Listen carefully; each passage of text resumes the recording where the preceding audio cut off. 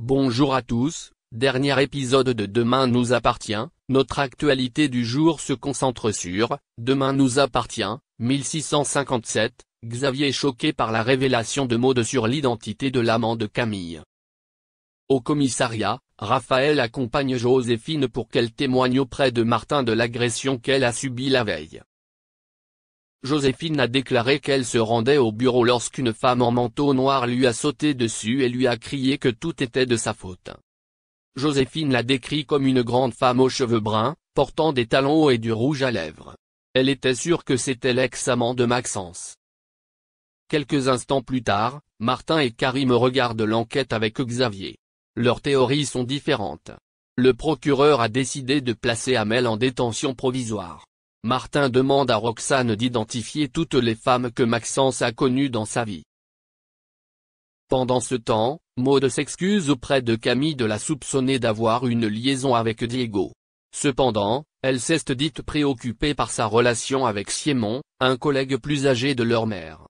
Maud a peur qu'il lui fasse du mal. Camille répond qu'elle n'a pas le droit de la juger sur ce point et lui ordonne de la laisser tranquille. Cependant, dans la journée, Maud en a parlé avec hésitation à sa mère avant d'abandonner. De son côté, Lisa s'est rendue à l'école et a demandé à Adam de répéter ce qu'il avait dit à la police. Le jeune homme raconte donc avoir raisonné Amel avant qu'elle ne rejoigne Maxence, après quoi ils se sont remis ensemble. Il se souvient également qu'un chemin, ils se sont arrêtés dans une épicerie pour acheter 2 canettes. Lisa a transmis cette information au commissariat. Cela permet à Karim et Timothée de confirmer l'alibi d'Amel. Martin décide donc de prévenir Xavier de lever sa tutelle. Il demande alors à son équipe de continuer les recherches de l'ancienne maîtresse de Maxence. Un peu plus tard, Lisa a eu un rendez-vous avec Aaron. Le couple était très ému de se revoir. Lisa a admis à son partenaire qu'elle était follement amoureuse de lui. Pendant ce temps, Simon retrouve secrètement Camille au domaine viticole où elle travaille. Ce dernier a avoué être en colère contre sa sœur. Même si cela ne dérange pas Simon de rendre publique leur relation, Camille dit qu'elle ne se sent pas encore prête. La jeune fille ne se doutait pas que Maud racontait tout à son père. Merci d'avoir regardé et à la prochaine vidéo. N'oubliez pas de vous abonner à notre chaîne.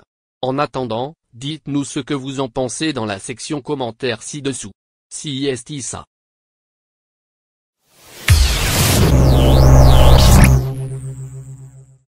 Élise Lucet est l'un des visages bien connus du PAF, une journaliste d'investigation qui n'hésite pas à s'attaquer aux plus grands patrons d'entreprise, et même aux hommes politiques.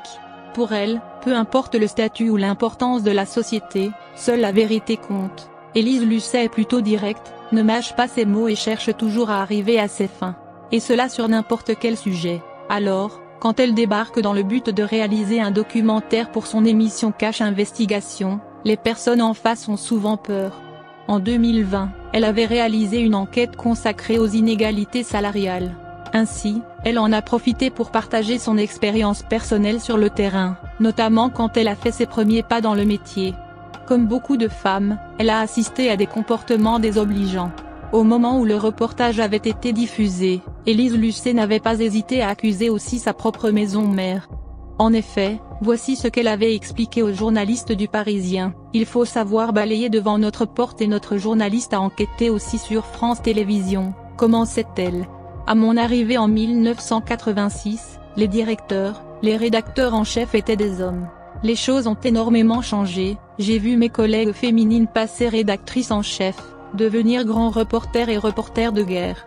Cette génération-là a cassé les stéréotypes, ouvert la voie et marqué un tournant, déclarait Élise Lucet sans filtre. Élise Lucet sait que beaucoup de ses collègues ont été concernés par ce genre d'abus dans le travail. Elle avait cité Clémentine Sarlat et lui avait apporté son soutien.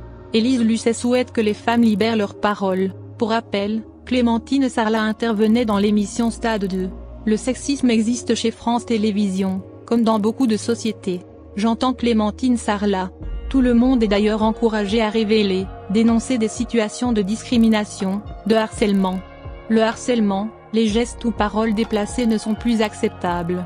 On doit rester d'une extrême vigilance. On ne peut pas laisser un millimètre de possibilité à ces comportements.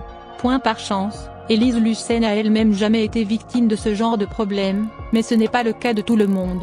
J'ai été assez peu confrontée au harcèlement et au sexisme, car j'ai eu des rédacteurs en chef bienveillants, je suis devenue une figure de l'antenne et j'ai mon caractère. Les hommes ont compris qu'il ne fallait pas aller sur ce terrain-là avec moi.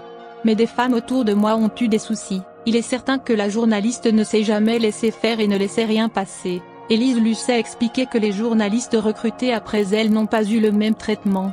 Celles qui ont été embauchées après nous ont moins osé parler, de peur de perdre leur poste. De la pression hiérarchique peut être